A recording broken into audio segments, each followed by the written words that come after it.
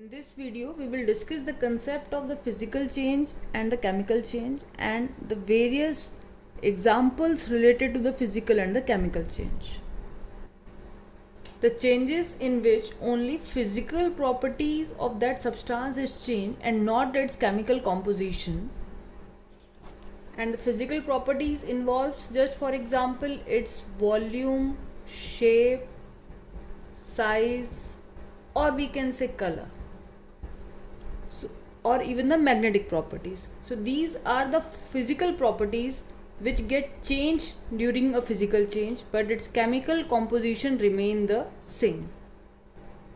And the chemical changes are those changes in which chemical composition and chemical properties of the substance undergo change. Just for example, when we take a paper and if we tear this paper into smaller pieces, just for example, tear this paper into smaller pieces.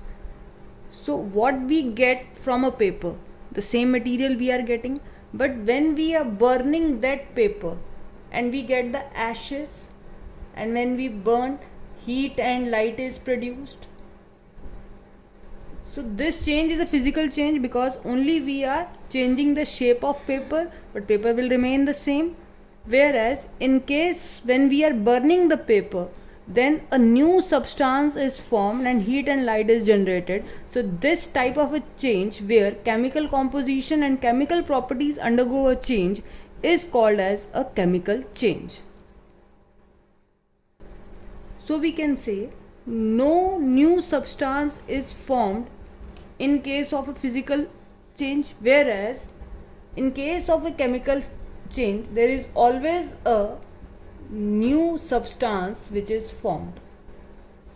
New substance is formed in case of chemical change.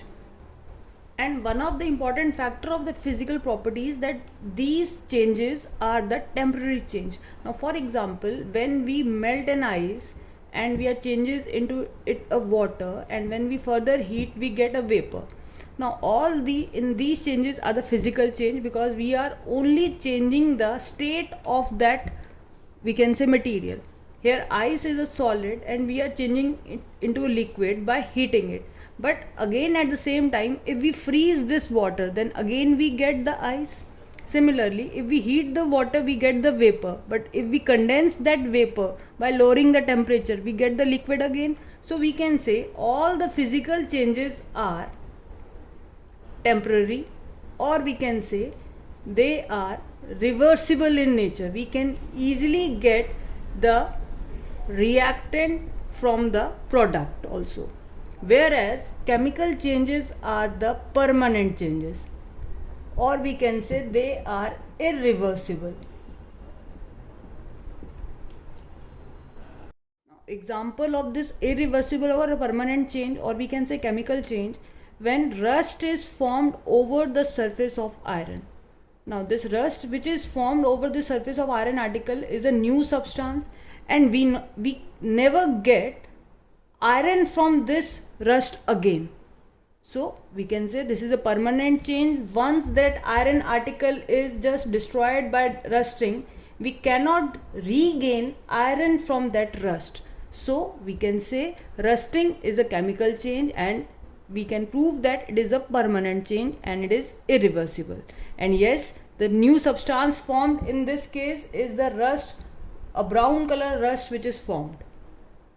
So these are the few examples. For example, cutting of tree is a chemical change. When we cut a tree, it is not a reversible process. Similarly, rusting of iron, as we have discussed, whenever a rust form an iron object or a rust form an almirah, it is a chemical change. Now in case of boiling of water, we are only changing the state of water, that is we are changing it from liquid to vapor, but we can easily get liquid from this vapor by decreasing the temperature. So we can say this is a physical change. Now dissolving salt in water. So when we dissolve a salt in a water, a solution is formed. But yes, we get again salt from water by just evaporating this water. So again we can say dissolving salt in a water is a physical change. Now the next point, passing electric current into a water and breaking down the water into hydrogen and oxygen gas.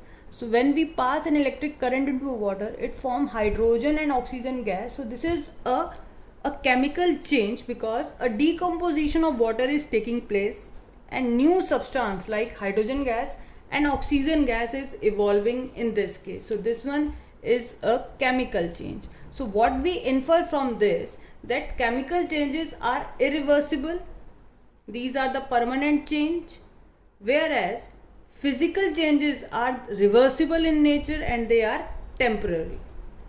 This is one of the example where many of the students get confused that burning of a candle is a physical change or a chemical change. Because when we burn a candle, a wax is obtained and from this wax we can again form this candle, but at the same time the thread which is burning out, and finally when this whole candle melt away, we cannot regain complete candle again. So in this case both physical change and chemical change involved. Now what is the chemical change here?